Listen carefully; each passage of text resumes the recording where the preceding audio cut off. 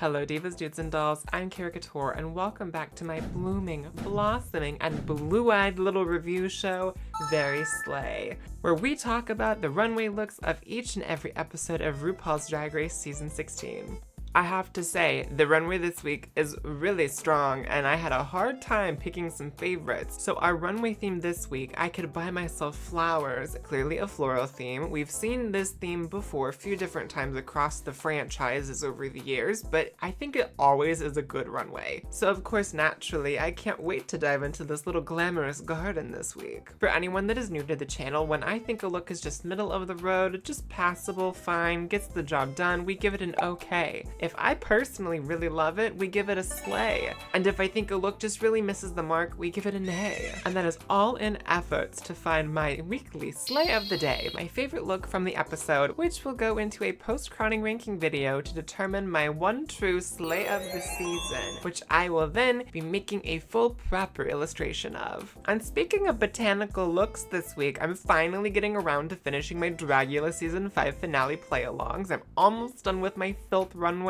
It's based off of the bleeding tooth fungus. It looks so good. We streamed a little bit of it on my Twitch channel the other day while I worked on it. I just gotta do all these little bloody blobs. And then it will be all done, and you can check all of that out over on my Instagram and go over to my TikTok. You can catch a little behind the scenes speed paint of that entire process. Now that we've done that little bit of hedge trimming, I say it's time we get into all of these looks, shall we? First up this week is Plasma. First thought I had when she rounded the corner that this was very Eliza Doolittle, very My Fair Lady, which I love. And I love that it's something that's very true and authentic to her drag style and her points of reference that she pulls from being a theater girl. It's very authentically her, which is always nice to see. I also am not a huge fan of yellow in terms of a color palette. These darker accent flowers that help kind of break up all of the yellow shapes. It really draws attention to all of the individual like organic shapes and lines of the flower petals. It works so well. It just is a great look. And then on top of that, I love the hat. It's a fantastic silhouette with this nice little parasol moment. And can we take a second to talk about how good her makeup is here? Like, this is far and away the best she has looked on this runway so far this season, and this is easily my favorite look that we've seen out of her. Definitely giving this a slay.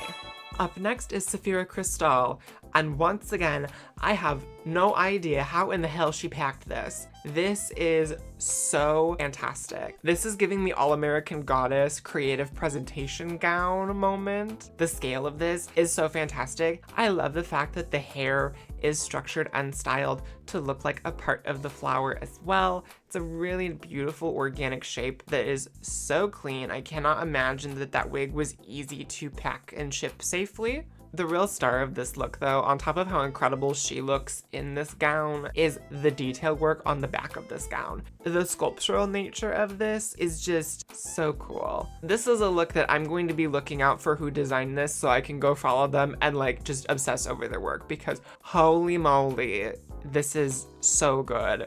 Definitely one of my favorite looks this week. And of course, I would be an absolute idiot to give her anything but a slay.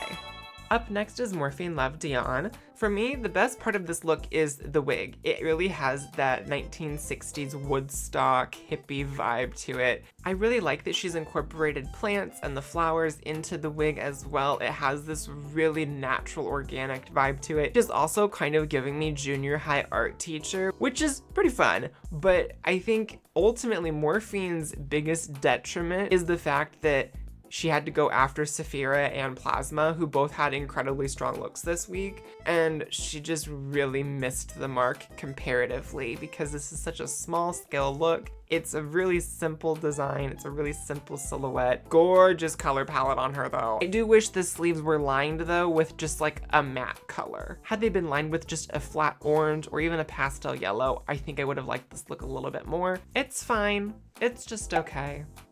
Up next is Maya Iman Lepage in this lovely rose gown. Definitely, by a long shot, the best look she's had so far in this competition. This is just fantastic. This dress fits every little curve of her body. I love all of the placement of the floral detailings. Just like, this corset alone is gorgeous. The jewelry set makes so much sense with this. It's got the right balance of proportion and scale in the sleeves with the treatment of the flowers and the little feather bits. Everything is just really well composed, really well structured, and really flattering to her from top to bottom. And I think that's something that I've personally really struggled with Maya this season, is that it's oftentimes felt like she was wearing things that were a little bit too big in scale for her or too minimal in scale for the main stage of Drag Race. This is the perfect balance. Like, everything is right about this. I have no complaints. There's no faults to be had with this. This is perfect. Giving this a slay, definitely. Up next is Dawn.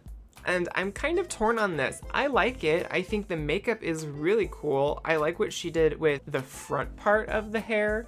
I'm not the biggest fan of the wig style itself when you get into like the really large, almost ponytail part of it. I think it's two separate wigs at the same time. Had she just left it as like the really sculpted updo with the braid, I think she could have maybe gone a little bit more exaggerated with the silhouette, and it would have been a bigger sell on the runway. I like the horns, I like the red accents with the gloves and the collar, and I really like the color of this dress, as well as the gradient as it gets darker with the flowers as it goes down towards the hem. I do kind of wish that the whole dress would have been not necessarily the same tone of red as the gloves and the collar and the horns and all of that. If it had been like a dusty red, like something that was red with like a little bit of a gray tone to it, a little muted, I think it would have been a little more cohesive. But at the same time, I think doing that would take it out of being more of Dawn's aesthetic. She does a lot with these like really stark contrast color combinations and looks, which I think is cool. I think the blue tone and the red just don't work as well together as what they ultimately could. For me, I'm just gonna give this an okay. Up next is Megami. I'm not the biggest fan of the hair. I think it didn't need the fall in the back. Had it just been the sculpted vintage style updo, I think it would have been just fantastic on its own, and it wouldn't have taken away from the rest of the look. And that's a really minor little thing, but everything is really well balanced, well proportioned. I think she maybe could have done like a couple strings less on the pearls, because the pearls take up so much of her neck and upper chest area. I think it truncates her just a little bit, makes her look a little bit short. But other than that, the whole look is really well proportioned. I really like the side bustles and the flowers, how they're placed through that. It's really natural, really organic, and it moves in a really beautiful way on the runway. So, sorry, I'm looking down at my phone for these today. So you get what you get. But I really like this color palette on her. It's really nice. It's really sleek. I love that she is so body positive. I think that's a really great thing to note. I know for a fact there's going to be people out there who are going to actively be shitting on her for this look, because it's yet another look from her that's got a sheer element to it, that's lingerie and basis. Even if you clock her on that, all of her looks that have had those elements have all been really, really different from each other. I just don't really think that you can paint all of them with that broad of a brush. But I know for a fact, that had somebody like Plain Jane or even Nymphia done this same look, done this same concept, people would have gone nuts for it. I personally think a lot of the criticism about Megami's fashion choices this season have been rooted in her size more than anything. I legitimately think that nearly everything that she has worn on this season has been really, really great, and it makes sense. It looks great on her. It's a great concept, whatever the case may be. I think she is incredibly underrated and gets nowhere near enough credit for how good she is. So for me, this is going to be a slay. Speak of the devil, it's Nymphia. It's cute. Reminds me a lot of this Tom Brown look that Doja Cat wore for, I believe, hosting the VMAs. So work, because of it being built differently, that Tom Brown look, it comes up over the head and her face is like built into the center of it. So it creates that whole shape, and it has like a structure to kind of root for balance. But because she's got this headpiece with the big flower on it, she doesn't have that situation. So it kept kind of falling back behind her, which I think does take down the look a peg. I did really like the performance of it, where the hands come out and they're leaves that are growing off of this plant. I love that she still has the bit of yellow in there with the yellow heel. I think the yellow heel really brings the whole thing together with all this color palette. It really makes that center point of the flower pop, which is always good. My favorite part of this entire thing, though, definitely has to be the level of quilting that went into this piece. This is somebody whose mom does some quilting stuff and has known people who have quilted for years and years and years. I know it's not easy to get a level of a pattern like this. Just based off of the pattern, I can't imagine that's something she could have done with the machine. It would have all been hand stitched work. I love that aspect of it. But for me, this isn't one of my favorite looks. It's a great silhouette, but I think it is one of the simpler ones tonight, so I'm just going to give it an okay. Up next is Q. Girl. I have to wonder, do her arms ever get tired? Not from this look necessarily, but from carrying the runways so consistently every single week. Jesus Christ. This look, the spectacle of it when it rounded the corner, it made my jaw drop. I'm not even kidding. Like, Jesus Christ, this girl bought up every single pink flower in the craft store and threw them onto this. And it's well organized. It's all these different types of flowers too. It's not all one thing. I think when you get into the overall silhouette of the garment itself, you take the stilt prop things away. It is a bodysuit under a corset. So it's like, it's pretty simple. It is detailed as all hell, and it's so good. Like the color play, the scale, the proportions, it's just so tastefully done. I love that to counterbalance all of the really matte flowers that are all over this look, the bodysuit parts that are skin has the sequin over it that will make it more reflective and sparkle on stage.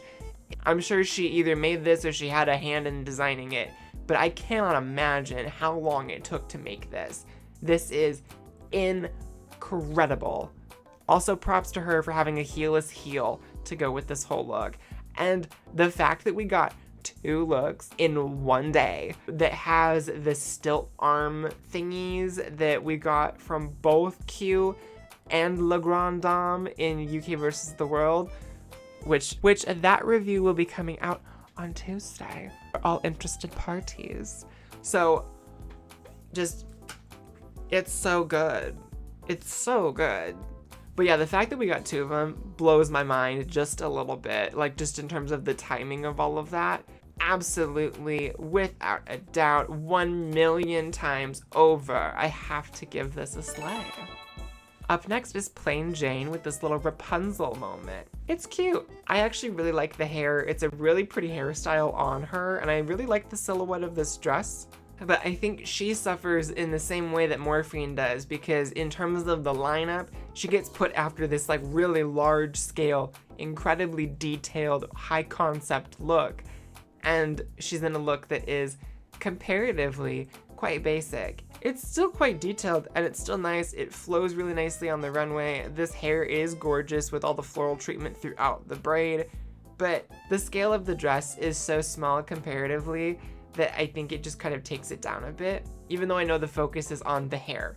It's still a really good look, but I'm only gonna give it an okay just because I was whelmed by it. And finally, wrapping up this week, we have Zunami Muse. Her look conceptually, I think, is interesting, that she's supposed to be like an upside down bouquet with this like cellophane boa situation. The cellophane boa is my favorite part of this whole thing, which is sad because it's a cellophane boa.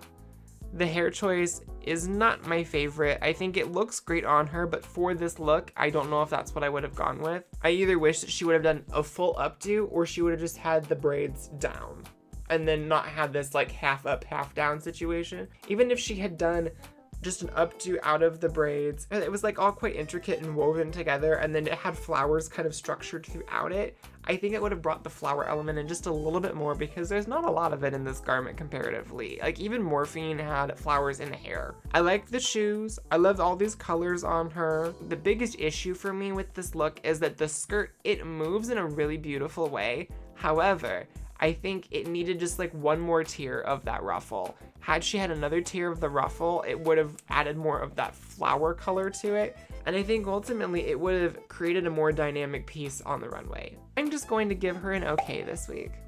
And there we have it. That wraps up this week. Not a dud among the looks. What a miracle, honestly. I hope that the runways continue to be at this level of caliber going forward, because holy moly, this was a very strong week and I had a very hard time narrowing down my slay of the day. For me, there were 4 looks that were like far and away like a clear cut above the rest of the cast this week. There was only one look that gave me like a very visceral reaction upon seeing it. It is definitely my favorite look of the week, although I would say second place is right up there. Maybe in the post-season video, I'll include some of my looks that may not have been my slay of the day, but were my other favorite looks across the season. Because if I have time, I probably would want to draw more of these, especially this week. But my slay of the day has to go to Q. This was what I was drawn to the most in terms of color, in terms of scale, in terms of textures. Everything about this was so right. If I was judging this based strictly off of the costume alone, in terms of like the base garment, I would be giving it to Safia. She's a very, very, very, very, very, very close second. Very close second. Honestly, I may just draw her look for fun one day if I get time to do it because it's very up my alley. The way this is going, Q is going to be very, very present in this post-season video because this is what, like, her 4th look. She's made it in with. Oh my. She is just dominating the runways this season and I love to see it. So that's gonna be it for me today. We will see you all in the next one. As always, be sure to like, subscribe, comment. Let me know what your pick of the garden would have been this week. The runways this week have just all been really good. At the time I'm recording this, I haven't seen España yet because those come out on Sundays, but this week alone, between Belgique's Art Nouveau runway this last week, the ball in UK versus the world, and this runway, whew, it's been a good batch of looks. Honestly, keep them coming. Keep us little fashion freaks fed.